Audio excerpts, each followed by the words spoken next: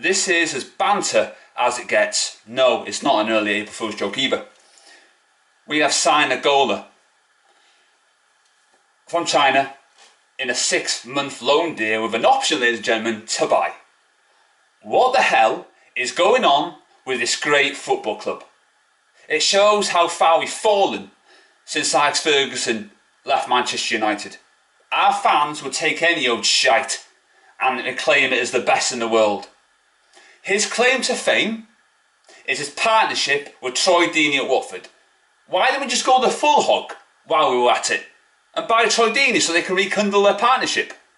You know, they were like the modern day version of York and Cole, had a telepathic understanding, knew exactly what one another were going to do. Watford then got rid of him.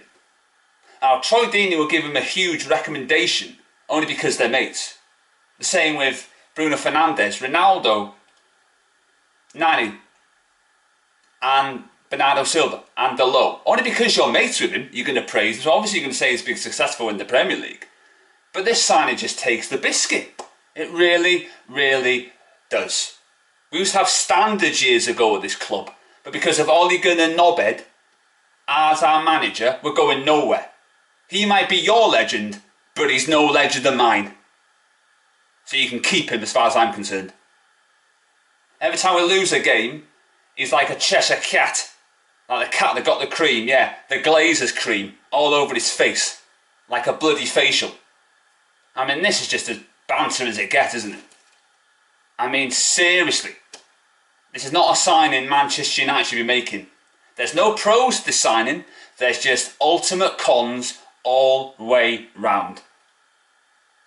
And we are going to get laughed and mocked by rival fans, and we deserve to be, because we are the laughing stock of world football. Banter FC, always and forever. That's what we are. And that's what Ollie's turned us into.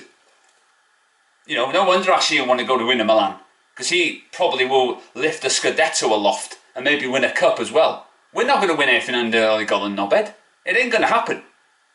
It's ridiculous how far this club has reached. You know, Bruno Fernandes, I'm very confident that he will be a dud. He is not going to be a success at Manchester United. He is nothing without the comfort blanket of the Portuguese league. He went to Italy and flopped, not once but twice, with Udinese and Sampdoria. Now, if he can't handle the Italian league, how the hell is he going to handle the Premier League? There's no way he's going to do that. He'll be like Patrick Catone, who signed for Wolves, which ironically enough we play them this evening. You know, he was homesick, he tried to deceive. He then went back to his comfort blanket of the Italian league for Fiorentina, and I think he scored on his second debut for them.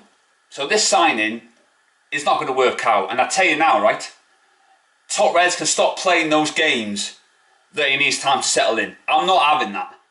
If he doesn't, right, equal for the rest of the season his stats in the Portuguese league or go above it, I'll be on him like a ton of bricks. He needs to hit the ground running. There's no pressure playing for Sporting Lisbon like there's playing for Man United. Because every time you pull on the Man United shirt, your performance is microscoped. You either sink or you swim, and he'll be coming into the sink category. I don't know why we're signing these ban average players. He's not good enough for Manchester United. And I get really annoyed when people go, well, he's better than what we've got. What does that even mean? I could say, well, okay, Mata, if you say that Bruno Fernandes is better than him, well, I'll say, well, look how many trophies Mata's won. Look how many trophies Lingard's won. He's won more than him. I mean, he's only won a glorified league, which is a glorified friendly. You know, Benfica were 19 points ahead, I should beg your pardon, of Sporting Lisbon. So if people hold him in that high regard and he was the best player in Portugal, what does that make the Benfica players? Don't they have any Portuguese players in their ranks? You know, so we're buying somebody that won't get the same status as previous.